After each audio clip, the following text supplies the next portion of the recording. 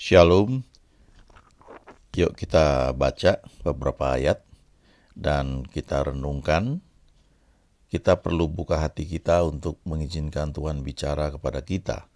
Kadang-kadang ayat yang sama yang sudah pernah kita dengar atau sudah pernah kita renungkan, tapi ketika kita baca lagi, kita izinkan Tuhan berbicara kepada kita, maka ayat itu akan menjadi satu pelajaran yang sangat penting buat kita. Dari kitab Ibrani, pasal 12 ayat 1 dikatakan, karena kita mempunyai banyak saksi bagaikan awan yang mengelilingi kita, marilah kita menanggalkan semua beban dan dosa yang begitu merintangi kita, dan berlomba dengan tekun dalam perlombaan yang diwajibkan bagi kita. Dikatakan di sini kita mempunyai banyak saksi. Siapa itu saksi-saksinya? Ini adalah orang-orang yang sudah mendahului kita. Mungkin orang tua kita, ya, kakek kita, nenek kita, orang-orang yang sudah kenal Tuhan, tapi kemudian mereka lebih dahulu bersama Tuhan di surga. Mereka ini menjadi supporter, menjadi penonton. Kalau misalnya teman-teman pergi ke misalnya Gelora Bung Karno, ya, di Senayan. Nah, ketika ada pertandingan, ya, pertandingan bola misalnya, kan di tengah tuh lapangan bola, nah banyak penonton supporter yang melihat gitu, dan mereka memberikan semangat kepada kita. Kita sedang bertanding, ya, ada pertandingan atau perlombaan yang diwajibkan bagi kita. Dan perlombaan kita ini masing-masing beda antara satu dengan yang lain, jadi kita nggak bisa bandingkan. Ada yang perlombaannya ya perlombaan lari seperti ini, ya, gambarnya ini. Ada perlombaan yang lain lagi, ya, mungkin lompat tinggi dan sebagainya. Lalu banyak saksi yang mengelilingi kita. Mereka itu bagaikan awan yang mengelilingi kita. Dikatakan di sini, marilah kita menanggalkan semua beban dan dosa yang begitu merintangi kita. Jadi kita perlu ketika sedang berlomba ini, kita perlu sadar bahwa sementara kita sedang bertanding, kita diajar untuk menyingkirkan, melepaskan. Ada beban-beban, ada dosa yang mungkin tanpa sadar tidak kita sadari, ya, kita lakukan maksudnya, atau ya sekian lama itu ada pada kita. Pada saat pertandingan inilah kita diingatkan untuk kita tanggalkan, karena itu begitu merintangi kita, ya, supaya kita bisa dengan tekun berlomba, ya, dalam pertandingan perlombaan yang diwajibkan bagi kita. Dalam bahasa Inggris dikatakan, therefore since we are surrounded by such a great cloud of witnesses, ya, karena itu, karena kita ini dikelilingi oleh begitu banyak saksi-saksi, ya, seperti awan, let us throw off everything that hinders, ya, and sin that so easily entangles us, ya. Jadi artinya, ayo lemparkan itu semua yang menghalangi kita. Jadi yang dibilang beban itu, ya, bahasa Indonesia kan dibilang beban dan dosa. Dalam bahasa Inggris itu segala sesuatu, ya, mungkin kelihatannya enggak dosa, tapi itu satu beban. Dalam terjemahan Amplified dikatakan itu unnecessary weights, ya.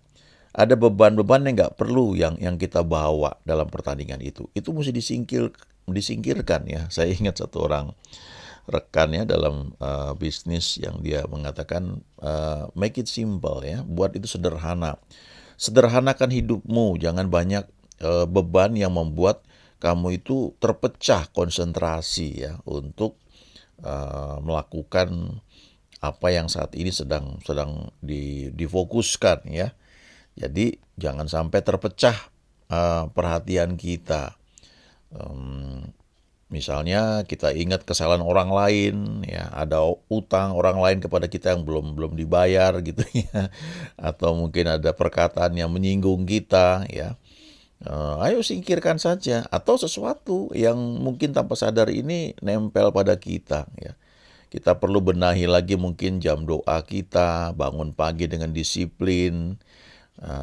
Mungkin ada perkataan-perkataan yang tanpa sadar itu seringkali kita ucapkan dan itu merupakan dosa yang mesti kita lepaskan. Nah, lalu ayat 2 aja dikatakan begini, marilah kita melakukannya. Melakukan apa? Pertandingan itu, ya, dengan mata yang tertuju kepada Yesus. Jadi dalam pertandingan ini yang sedang kita hadapi, ya, setiap bagian kehidupan kita itu mungkin kita nggak sadar bahwa itu pertandingan atau perlombaan yang sedang Tuhan inginkan supaya kita bisa menang, ya, dalam hal tersebut. Caranya dengan melakukannya, dengan bertanding itu dengan mata yang tertuju kepada Yesus. Ya, mungkin ada banyak berita negatif, ada banyak kata-kata negatif yang mungkin bisa saja menyerang kita. Tapi coba ayo mata kita tertuju kepada Yesus. Lalu dikatakan yang memimpin kita dalam iman dan yang membawa iman kita itu kepada kesempurnaan. Ya, yang dengan mengabaikan kehinaan, tekun memikul salib ganti sukacita yang disediakan bagi dia yang sekarang duduk di sebelah kanan tahta Allah. Jadi dalam pertandingan kehidupan ini, perlombaan iman, ya, pertandingan iman, perlombaan dalam kehidupan yang sedang kita jalani ini, mari kita lakukannya dengan mata yang tertuju kepada Yesus. Nggak usah lihat kiri kanan, bandingkan diri kita dengan orang lain, ya. Jangan merasa minder, merasa tidak layak, ya. Ini surat Ibrani bicara tentang iman, dan kita perlu ingat bahwa kita dibenarkan karena iman, karena percaya kepada Yesus. Kalaupun kita pernah salah, pernah jatuh, firman Tuhan berkata bahwa Dia adalah Tuhan yang mengampuni. Ya, ayo bangkit lagi. Ya, 7 kali orang benar jatuh, Ia akan bangkit kembali. Kemudian dikatakan juga Tuhan menetapkan langkah-langkah orang yang hidupnya berkenan kepadanya. Apabila ia jatuh, tidaklah sampai tergeletak, sebab Tuhan menopang tangannya. Nah, dalam pertandingan iman, ya, atau perlombaan kehidupan yang Tuhan tetapkan buat kita ini, yang masing-masing ini beda yang satu dengan yang lain, ada satu hal yang seringkali mungkin kita nggak sadar bahwa itu perlu dan kadang-kadang kita ingin hindari, yaitu yang namanya ketekunan, ya. Jadi marilah kita dengan tekun melakukan pertandingan perlombaan yang diwajibkan bagi kita ini, ya. Kalau kuliah itu ada kuliah wajib, ada mata kuliah wajib yang harus lulus misalnya. Ada mata kuliah pilihan yang kita boleh pilih, ya, yang ini nggak suka ambil yang lain, tapi ada yang wajib. Dalam kehidupan kita juga begitu, ada pertandingan iman, perlombaan iman yang diwajibkan. Kita nggak bisa milih, itu jalur kita mesti lulus di situ. Kalau sudah berkali-kali kalah terus, ya bangun lagi, bangkit lagi. Harus bisa, ya. Karena itu diperlukan untuk tingkat kehidupan yang lebih jauh lagi bersama Tuhan, yang Dia inginkan supaya kita bisa miliki dan kita bisa nikmati itu.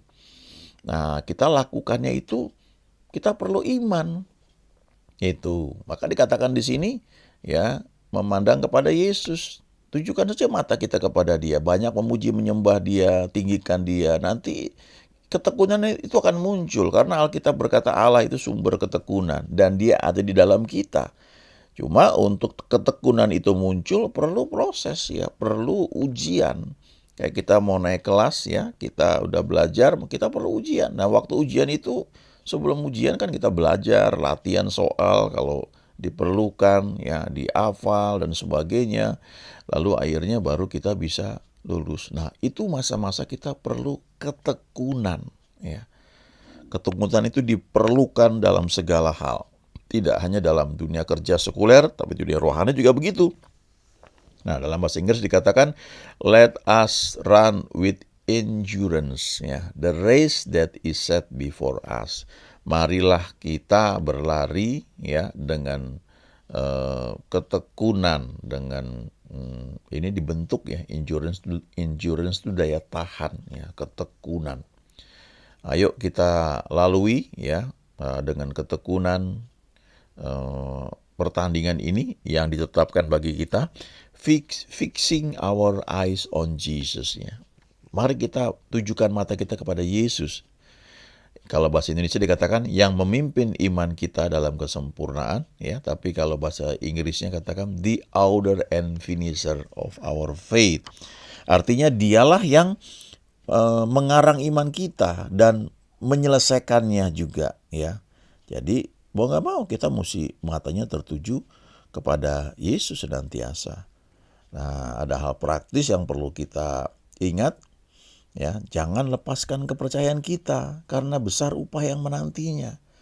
Waktu sedang mengalami ujian, ya, masa-masa katanya sulit, ini kok belum bisa. Coba ingat deh ya, salah satu ayat yang Tuhan katakan itu di Matius 6 ayat 33. Carilah dahulu kerajaan Allah dan kebenarannya. Ya, maka semuanya itu yang dicari orang dunia akan ditambahkan kepadamu. Dan dikatakan juga kesusahan sehari cukuplah untuk sehari. Kadang-kadang kita hanya perlu, oke, hari ini lakukan ini, ya. Ya, saya beberapa kali ngalami seperti itu, ya. Terus ini, waduh, ini kalau ini nggak bisa nih. Lalu Tuhan ingatkan, ayo yang hari ini saja lakukan, ya. Jangan takut besok itu ada lagi jalan lain, tapi lakukan saja dengan setia. Nah, sementara lakukan itu, ya, kita perlu ingat, ya, ada hal yang kita pegang, ada janji yang Tuhan berikan buat kita. Nah, jangan lepaskan janji itu. Jangan lepaskan kepercayaanmu itu karena besar upah yang menantinya. Nanti waktu kita sudah lewati itu, ada reward, dan reward itu seringkali membuat kita tercengang, ya. Tuhan itu baik sekali, ya. Kadang-kadang kita berpikir kita harus punya punya sesuatu dulu, atau punya misalnya kita pengen jalan-jalan liburan ke luar negeri, mau ke Israel misalnya. Kita berpikir kita mesti punya uang sekian puluh juta dulu, ya, baru kita bisa pergi. Tapi Tuhan bisa buat cara yang gak pernah kita bayangkan, ya. Kenali Tuhan. Satu dengan yang lain tuh caranya bisa berbeda. Saya juga belajar, ya. Kadang-kadang dulu ada seorang hamba Tuhan bilang, ayo berdoa. Kalau kamu mau ke Israel, berdoa. Kamu belum tentu punya uang, tapi bisa saja Tuhan gerakan orang lain. Ya, beberapa orang bisa saja untuk membuat kau bisa pergi. Banyak cara yang Tuhan bisa kerjakan. Jangan lepaskan kepercayaanmu, sebab besar upah yang menantinya. Ya. Lalu dikatakan di ayat berikutnya, ini rangkaian ini. Sebab itu janganlah kamu melepaskan kepercayaanmu karena besar upah yang menantinya. Sebab kamu memerlukan ketekunan. Ini dia endurance, ya. Daya tahan. Supaya sesudah kamu melakukan kehendak Allah, kamu memperoleh apa yang dijanjikan itu. Jadi sesudah melakukan kehendak Allah, kita tahu ini kehendak Tuhan untuk kita lakukan, ya. Tapi perlu tekun. Nah, tekun itu bicara soal waktu, bicara soal kesabaran, juga berbicara soal masa-masa yang gak enak secara daging. Ya, kadang-kadang kita digerakkan mungkin perlu berpuasa secara pribadi. Saya pernah mengalami masa seperti itu. Ya, ada kan kadang-kadang ada jadwal puasa bersama dengan teman-teman di pelayanan di gereja, tapi ada saat-saat sendiri. Ya. Ada masa ketika dulu saya kuliah, saya ingat, ya, masa-masa kuliah kan mahasiswa zaman dulu khususnya, itu kalau ada pesta itu perbaikan gizi. Nah, pada masa seperti itu saya sedang berpuasa, dan saya pergi ke resepsi, ya, bersama pacar saya, ya. Dia tahu saya puasa, ya, saya temani dia, lalu saya ambil piring, ya, nampaknya saya ngambil makanan, ngambil buah, tapi saya nggak makan, ya. Dan yang makan ya pacar saya pegang saja gitu, ya. Tapi itu sebenarnya latihan juga, ya. Dan saya melihat itu nggak pernah sia-sia, ya. Itu latihan penguasaan diri, dan memang pada saat itu karena sedang fokus untuk satu hal yang sedang saya hadapi, ya, berpuasa, ya. Jadi makanan pun rasanya nggak tertarik, ya. Nah, kita perlu ingat, ya, ada lagu yang bisa kita nyanyikan, ya, kalau kita sedang mengalami kesulitannya. Sekalipun aku dalam lembah kelam, ku tak takut sebab kau besertaku. Sekalipun badai topan datang menerpa, ku tak gentar sebab kau di sisiku. Aku percaya berkat-Mu atasku melimpah,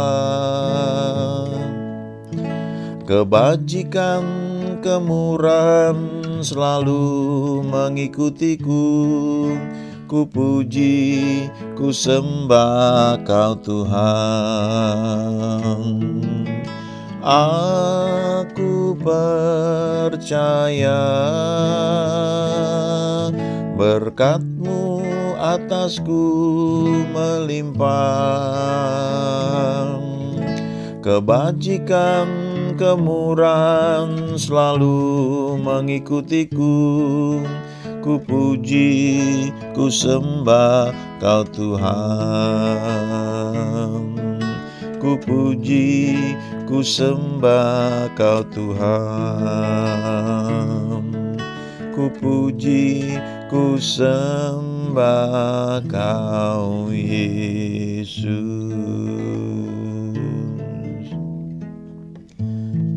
Kita bersyukur ya, di zaman sekarang ini ada banyak ayat yang dibuat jadi lagu. Ya, ini kan Mazmur 23 ya, bagian dari Mazmur 23. Jadi kita nyanyikan lagu ini malah jadi hafal. Ini pengakuan iman kita lewat lagu yang kita nyanyikan. Ya, ada ayatnya ini kan di Mazmur pasal 23 ayat 4. Sekalipun aku berjalan dalam lembah kekelaman, aku tidak takut bahaya, sebab Engkau besertaku. Kepastian bahwa Tuhan beserta kita itu lebih dari cukup, sehingga membuat kita nggak takut lewat lembah kekelaman. Kita mesti facing ya, menghadapi hal itu ya. Dan kalau kita baca Mazmur 23 ini, kita akan melihat bahwa justru di dalam lembah kekelaman itu Tuhan menyediakan hidangan bagi Daud. Tuhan mengurapi kepalanya dengan minyak ya. Itu pengakuan iman Daud. Engkau mengurapi kepalaku dengan minyak, pialaku penuh melimpah. Ada pengurapan yang Tuhan berikan pada waktu kita sedang lewati lembah kekelaman. Ya, ada hal-hal yang Tuhan berikan, Tuhan kenyangkan kita dengan yang terbaik. Justru waktu kita sedang melewati lembah kekelaman. Ya, dikatakan di sini, Engkau menyediakan hidangan bagiku. Ya, hidangan loh ya, bukan nasi bungkus. Ini makanan yang enak, yang nyaman, dengan pemandangan yang indah, bahkan ya pokoknya enak. Dan kadang-kadang Tuhan berikan banyak teman-teman untuk ada bersama-sama kita, dan kita bisa nikmati itu dan membuat kita dikuatkan, diteguhkan. Ya, Kau mengurapi kepalaku dengan minyak, pialaku penuh melimpah. Ya, sering saya akui ayat ini ya. Justru ketika lewati banyak masalah, urapan itu semakin bertambah. Karena itulah saatnya Tuhan sedang mengurapi kepala saya dengan minyaknya. Sedang waktu lewat lembah kekelaman. Nah, jangan lupa itu cuma lewat, cuma sebentar aja. Ya, sabar aja, jalani aja, jangan berhenti, jangan meratapi nasib. Tapi maju terus, jalan. Walaupun tertati-tati, maju aja terus ya, jangan mundur. Nah, ini ada satu gambaran. Ada saatnya Tuhan berikan masa seperti ini. Nikmati makanan, sukacita bersama teman di tempat yang nyaman, yang indah, ya. Ada makanan yang berlimpah, kita bisa nikmati bersama-sama. Kadang-kadang saya juga mengalami ya dibawa diajak makan dengan leader ya, gembala saya ya, dengan teman-teman yang lain. Dan ada masa juga Tuhan bawa untuk pergi ke tempat-tempat yang nyaman seperti ini Hard Rock Cafe di Sharm El Sheikh ya, di Mesir ya, di daerah tengah padang gurun ada tempat mewah, itu Balinya Mesir. Ya, sebelum kemudian dibawa ke Israel ya, di sini Gunung Hermon pada waktu ada salju ya. Ini kayaknya ini pertama kali saya melihat salju ya. Waktu itu dengan istri ya, dengan teman-teman. Dan waduh, kami guling-guling di atas salju itu ya. Kayak orang norak ya. Nggak kami sendirilah, banyak yang lain juga seperti itu. Kita foto ya, karena salju itu kan di Indonesia ya, apalagi tinggal di Jakarta, di daerah tropis ya, di daerah yang panas ini, kita nggak pernah ngalamin salju, apalagi seperti ini. Kecuali pergi ke tempat-tempat tertentu yang sekarang kan sudah mulai banyak ya, salju buatan ya, kita bisa nikmati itu. Nah, tapi ada masa-masa ya kita perlu terus berjalan melewati masa-masa yang mungkin sulit itu ya, tapi kita percaya bahwa Tuhan menyertai kita. Nah, semua itu akan menyadarkan bahwa God is good ya, all the time. Tuhan selalu menyertai kita. Jangan mundur, jangan lepaskan kepercayaan kita ya. Pegang itu ya, karena besar upah yang menantinya. Ada reward yang Tuhan berikan, sebab Tuhan selalu baik dalam hidup kita. Amin.